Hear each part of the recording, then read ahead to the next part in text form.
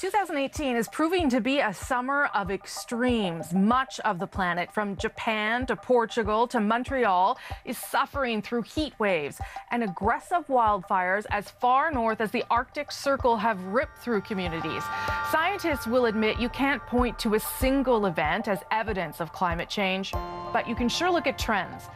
17 of the 18 hottest years on record have all occurred since 2001, with the exception of 1998. A new report says if global average temperatures hit 2 degrees above pre-industrial levels, it might trigger changes it could be impossible to stop, even if we cut greenhouse gases. All of this as wildfires are burning out of control in parts of North America. Let's start in California. Close to 20 are burning across the state and incinerating pretty much anything in their path, including the insatiable Mendocino Complex fire. It's the largest in the state's history. And as Kim Brunhaber explains, the state's rugged terrain and searing heat are working against firefighters. A fire so big, even the sky looks like it's burning. Almost 2,500 square kilometers torched by a pair of nearby fires that have effectively merged into a record-setting monster. It began 2 weeks ago and just keeps burning. Many here in Lake County watched, knowing for days that the flames were slowly, inexorably creeping towards them. When it was coming from both sides, I started crying, but I was still doing my thing as I was crying, going, God, please no.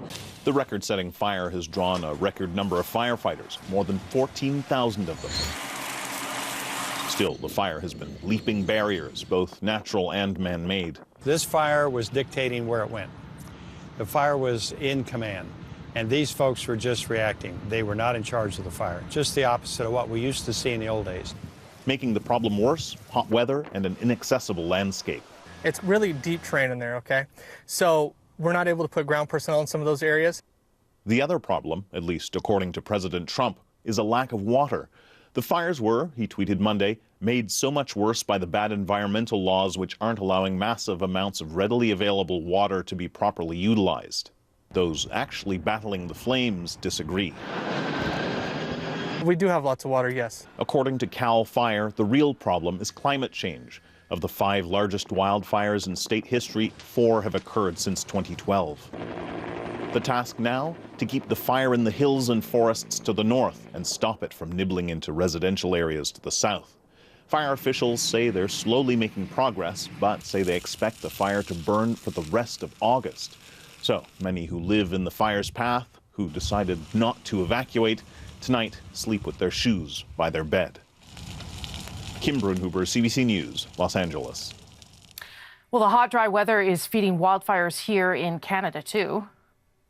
In Northern Ontario, firefighters are battling more than 120 active fires. A fifth of them are considered out of control, including the largest, known as Parry Sound 33. It now spans about 113 square kilometers. More than 460 fires are also burning in British Columbia. All that smoke is taking a toll on air quality. You really feel it, too, after a while. For a long ride, you start to feel it in your chest.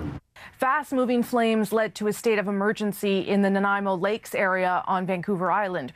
Residents on the fire's western flank have been ordered to leave. Environment Canada predicts the hot, dry weather plaguing BC won't ease up until Friday or Saturday.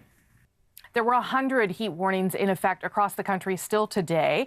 And while 2016 is still considered the warmest summer on record, Dave Phillips with Environment Canada says this one could be one for the books.